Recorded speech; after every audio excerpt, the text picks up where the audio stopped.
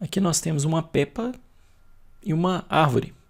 E isso não tem nada a ver com a aula. Eu acho que isso aqui ainda tem menos a ver com a aula. Pensando melhor, eu acho que isso aqui tem alguma coisa a ver. Então vamos fazer a nossa estrutura predileta, o for.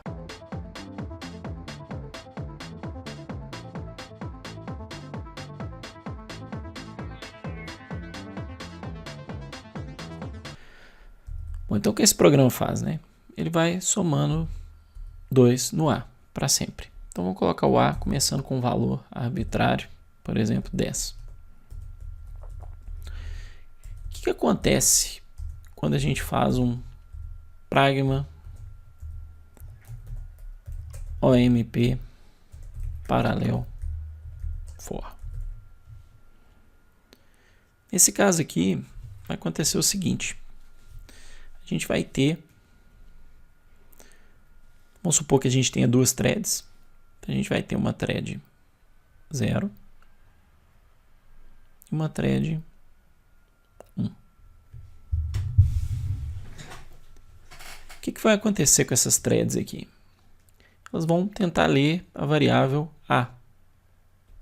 Então, elas vão vir aqui, thread 0, vai pegar a interação 0 e igual a 0. E a thread 1 vai pegar a interação 1 e igual a 1. Como os dois fazem a mesma coisa, não faz diferença quem vai pegar qual interação. Mas o que importa é o seguinte, eles vão tentar ler a variável A. Essa variável aqui. A. Então os dois, a primeira coisa que eles vão fazer é o quê? É ler o A para poder somar com 2. Então vai ler o A. E esse outro cara aqui também vai ler o A. Que valor que eles vão ler de A? O valor inicial de A que é 10.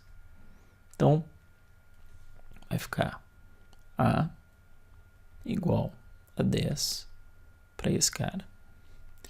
E A igual a 10 para esse cara.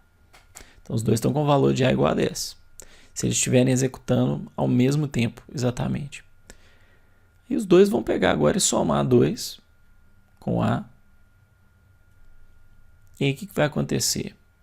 Esse A aqui vai ser somado 2. E aí A igual a 12. E aqui o A também vai ser somado de 2. Então vai ficar A igual a 12. O que acontece logo em seguida? Todos os dois, eles vão agora o que? Escrever em A o resultado. Então esse cara vem aqui, escreve em A o resultado. E esse cara vem aqui, escreve em A o resultado. O que vai acontecer com esse valor aqui de A? Ele vai passar de 10 para 12, dependente da ordem que esses caras aqui executarem. Então A agora está valendo 12. O que é errado, porque A deveria valer quanto? 14, né? Era 2 mais 2. Então esse é o problema de concorrência, né? Seção crítica, condição de disputa, essas palavras todas, exclusão mútua, tudo está ligado a esse probleminha aqui. Os caras leem ao mesmo tempo, adicionam, fazem alguma operação e depois os dois gravam ao mesmo tempo. E aí o seu valor está errado. Por que isso aconteceu? Por que os dois acessaram ao mesmo tempo? Porque essa variável ela foi declarada fora da região crítica, da região paralela.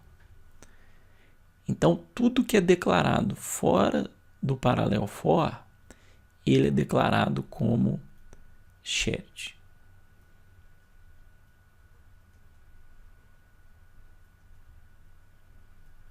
E o que significa ser declarado como shared?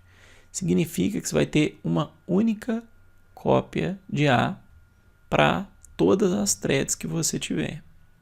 Então, se você tiver 10 threads, as 10 vão escrever ao mesmo tempo aqui no A. Isso que significa shared. Shared não significa que você está, por exemplo, criando uma seção crítica. A única coisa que shared diz realmente é que essa variável vai ter uma única cópia. Vou escrever aqui, ó. Única cópia. É isso que quer dizer. Mais nada. Única cópia para todas as threads. Beleza? Como é que a gente faz para resolver isso aqui? Se só tem uma cópia, se esse é o nosso destino final, a gente sabe que a gente não pode deixar duas threads o quê? Lerem, atualizarem o valor e depois escreverem aqui na memória. Certo? Porque apesar disso aqui parecer que é uma linha só de código, aqui você tem 3 instruções. É só a gente lembrar do assembly, né? Se a gente pegar, por exemplo, esses caras aqui, ó, o que esse código aqui vai ser, né? Esse código do A vai ser um load. Quando você está buscando o A, vamos supor que eu dou um load esse 0 no endereço que o A tiver na memória. Vou chutar esse endereço, vou chamar esse endereço aqui de 0S0.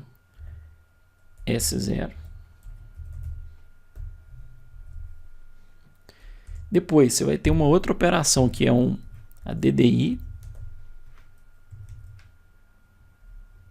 S0 recebe S0 mais 2. Você vai ter uma terceira operação, que é o que? Store desse valor, né? S0 para o endereço 0, que é quando você atualiza o A. Então são 3 instruções que a gente tem. Então essas 3 instruções são basicamente essas que a gente fez aqui. Então, você leu o A, adicionou e atualizou o A. Então, quando você está executando essa linha de código, na realidade a gente está executando 3 linhas de código em assembly. E aí, o que a gente tem que fazer? A gente tem que proteger essa variável. Quando eu digo proteger, estou falando que a gente tem que executar esse código aqui, ó, todo esse código aqui, ó,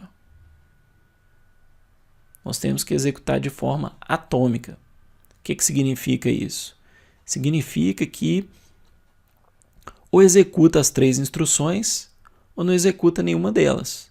Porque a única maneira de garantir que isso aqui vai dar certo é executando as 3 ao mesmo tempo, né?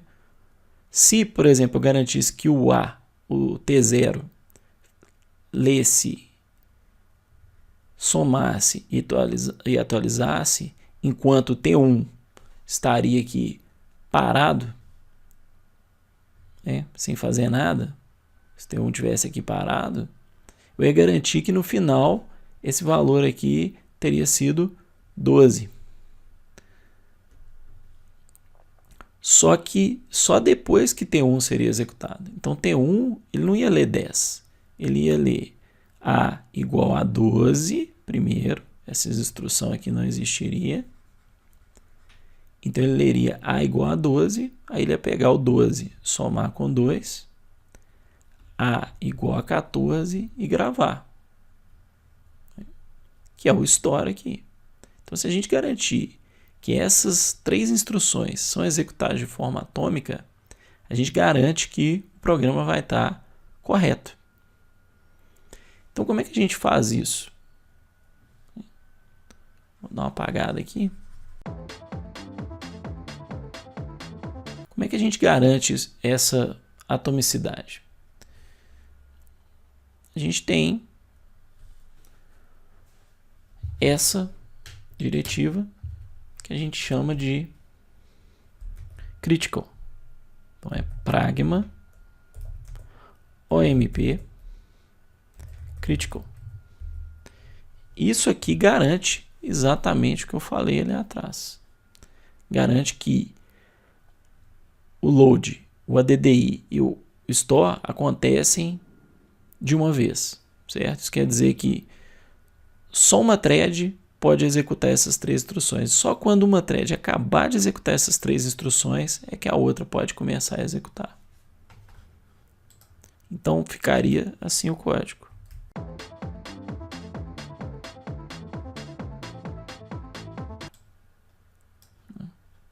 Nunca você teria alguma coisa no meio do caminho.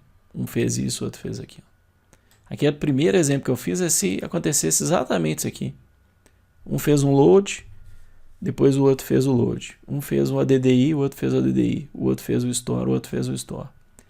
Então, se a gente garantir que eles nunca têm nenhuma interseção, a gente garante que o programa vai estar com o comportamento correto nesse caso. Então, só que a gente viu uma outra coisa. A gente viu que quando a gente faz isso, o que acontece? O seu programa ele fica muito lento, né? Porque basicamente um vai ficar esperando o outro. Olha como é que seu código vai ficar sequencial. Vai vir esse cara, depois vai vir esse, depois vai vir esse cara aqui de novo, depois vai vir esse cara aqui de novo, e assim vai, né? A gente vai ter o outro cara aqui. Quer dizer, esse programa ficou sequencial, né? Não tem nada de paralelismo aqui. Daria na mesma colocar assim ou colocar o seu programa todo assim, ó. Isso aqui seria exatamente a mesma coisa. Gastaria o mesmo tempo, só que melhor, né? Porque quando um está aqui e o outro está aqui, como estava antes, a gente ainda tem um tempo de espera. Esse cara aqui fica esperando. E esse tempo dele ficar aqui parado, dormindo, certo? É um tempo que consome mais tempo ainda. Porque você criou 2 threads para elas ficarem dormindo. E esse tempo de dormir e acordar consome mais tempo do que deixar uma thread executando direto. Então, como é que a gente resolve isso aqui de uma maneira melhor, né? Você poderia falar assim, bom, isso aqui não precisa de ser compartilhado exatamente, né? A gente pode fazer melhor que isso. Deixa eu salvar esse cara aqui.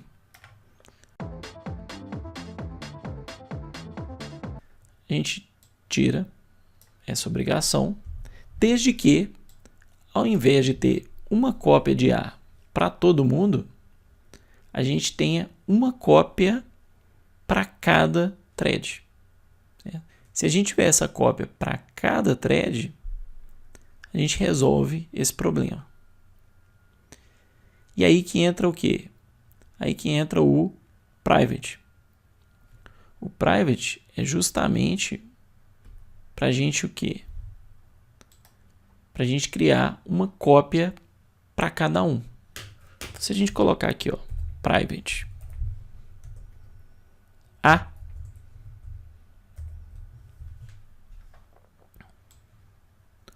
o que a gente está fazendo?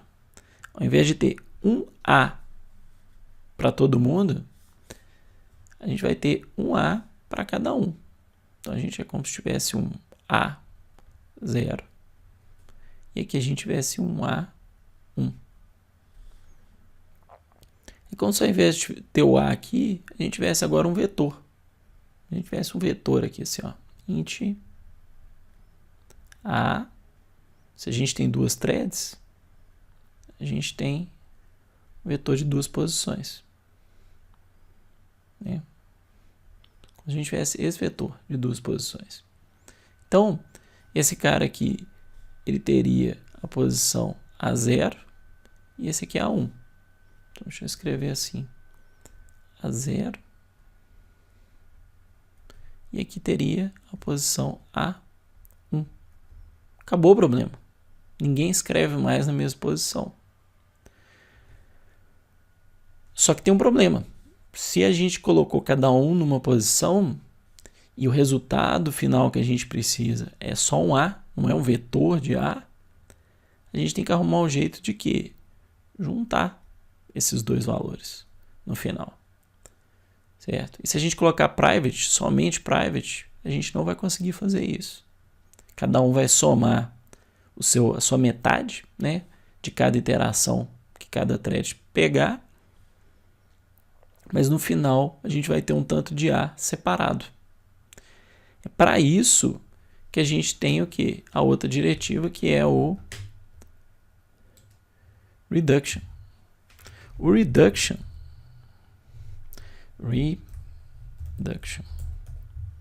ele é basicamente o quê? Ele é um private, só que ele é um private em que você junta as partes no final.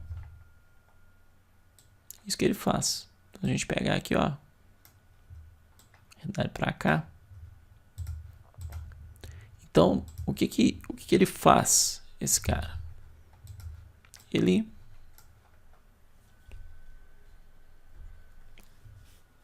vai fazer uma variável para cada um, igual a esse caso. Então, esse cara vai somar 2, 2, 2, 2, 2, 2, 2, 2, 2, 2, 2, 2. Só que aí, no final, ao invés de cada um ter um valor, ele pega e junta esses dois caras. E aqui a gente especifica como que a gente vai juntar. Então, esse operador aqui serve para isso.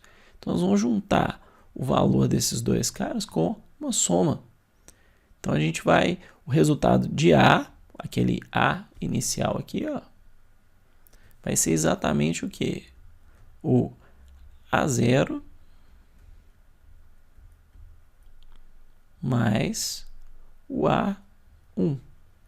Se tiver duas threads, se tiver mais que duas, soma aqui o resto. Então, esse é o valor. E isso é uma redução, que resolve o problema.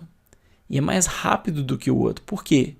Porque quando a gente executa assim, lembra ali do assembly que a gente viu aqui embaixo? Vamos fazer de novo. Lembra que eu falei que a gente não podia ter, por exemplo, né? A gente não podia ter isso aqui, ó.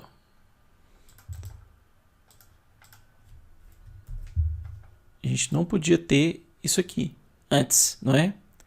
Por isso a gente colocava o critical. Só que isso também tornava o programa o quê? Sequencial, porque a gente tinha que pegar isso aqui e jogar para cá. Só que quando a gente faz private, ou seja, cada um tem a sua variável, isso aqui deve ser um problema. Por quê? Esse cara aqui, eles não vão estar escrevendo na mesma posição. Esse aqui pode estar escrevendo no 0, mas esse aqui vai estar escrevendo uma outra posição de memória. Por exemplo, 4.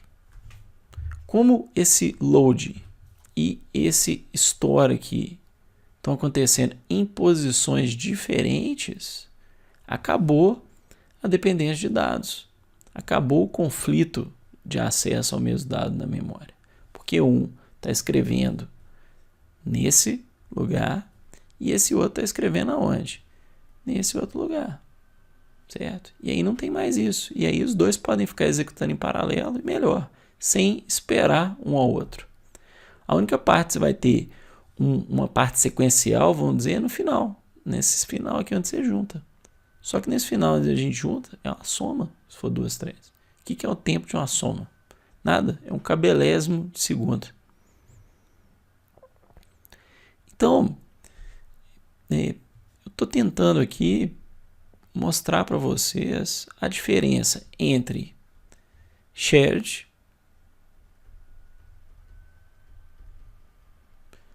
que é o que já acontece por padrão, ou seja, variável compartilhada, mas ela ser compartilhada não diz que ela está protegida em uma seção crítica, né? Só diz que tem uma versão dessa variável para todo mundo.